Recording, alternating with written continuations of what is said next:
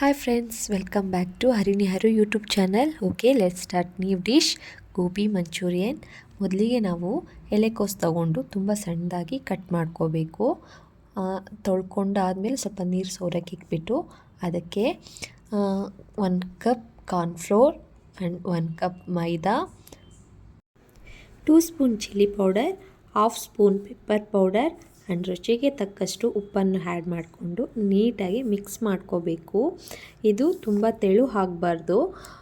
ಪಕೋಡಾಗೆ ನಾವು ಯಾವ ರೀತಿ ಗಟ್ಟಿಯಾಗಿ ಕಲಿಸ್ಕೊತೀವೋ ಆ ಥರ ಗಟ್ಟಿಯಾಗಿ ಕಲಿಸ್ಕೋಬೇಕು. ಅಕಸ್ಮಾತ್ ಅಂದರೆ ಇದು ಬೋಂಡ ಥರ ಏನಾದರೂ ಸ್ವಲ್ಪ ತೆಳು ಆಯಿತು ಅಂದರೆ ಅದಕ್ಕೆ ಮತ್ತೆ 1 ಕಪ್ ಕಾರ್ನ್ಫ್ಲೋರ್ ಆ್ಯಂಡ್ 1 ಕಪ್ ಮೈದಾನ ಆ್ಯಡ್ ಮಾಡಿಕೊಂಡು ಮಿಕ್ಸ್ ಮಾಡ್ಕೋಬೇಕಾಗತ್ತೆ. ಆಗ ಮಾತ್ರ ನಾವು ಗೋಬಿನ ನೀಟಾಗಿ ಬಿಡೋಕ್ಕಾಗೋದು, ಇಲ್ಲಾಂದರೆ ಅದು ಬಿಡೋಕ್ಕಾಗಲ್ಲ. ಯಾಕಂದರೆ ಕಾರ್ನ್ಫ್ಲೋರ್ ಇರೋದ್ರಿಂದ ಅದು ಉದುರಿ ಹೋಗೋ ಥರ ಆಗತ್ತೆ, ಕೈಯಲ್ಲಿ ಅದು ನಿಲ್ಲೋದಿಲ್ಲ. ಈಗ ಬಾಣಲಿಲಿ ಎಣ್ಣೆ ಹಾಕಿ ಕಾಯಕ್ಕಿಡೋಣ.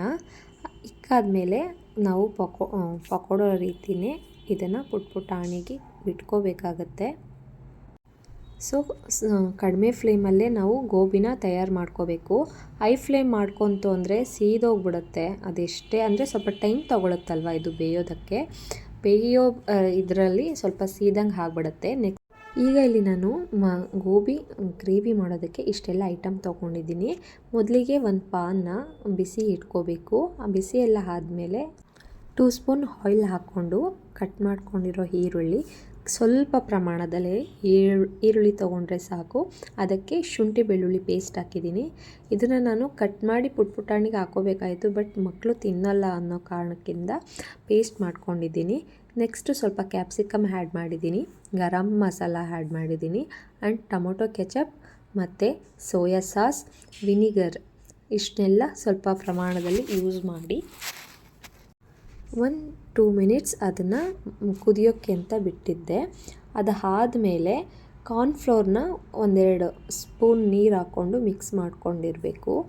ಅದು ಹಾಕಾದ್ಮೇಲೆ ಅದೇ ಬೌಲ್ಗೆ ಮತ್ತೆ 2 ಸ್ಪೂನ್ ಇಲ್ಲ 3 ಸ್ಪೂನ್ ನೀರು ಹಾಕ್ಕೋಬೇಕು. ಇದು ಏನಕ್ಕೆ ಅಂತಂದರೆ ಆ ಗೋಬಿಗೆ ಈ ಗ್ರೇವಿ ಹಿಡ್ಕೊಳ್ಳಿ ಅನ್ನೋ ಇದರಿಂದ ಅಷ್ಟೇ.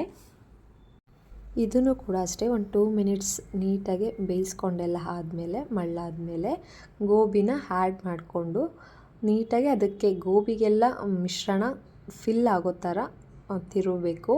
ಅದಾದಮೇಲೆ ಅದಕ್ಕೆ ಕಟ್ ಮಾಡ್ಕೊಂಡಿರೋ ಈರುಳ್ಳಿ, ಲಾಸ್ಟ್ ಅಂದರೆ ಸ್ಟವ್ ಆಫ್ ಮಾಡಾದ್ಮೇಲೆ ಕಟ್ ಮಾಡ್ಕೊಂಡಿರೋ ಈರುಳ್ಳಿ, ಕೊತ್ತಂಬರಿ ಸೊಪ್ಪು ಹಾಕಿದ್ರೆ ಈ ಗೋಬಿ ಮಂಚೂರಿಯನ್ ರೆಡಿ ಆಗುತ್ತೆ.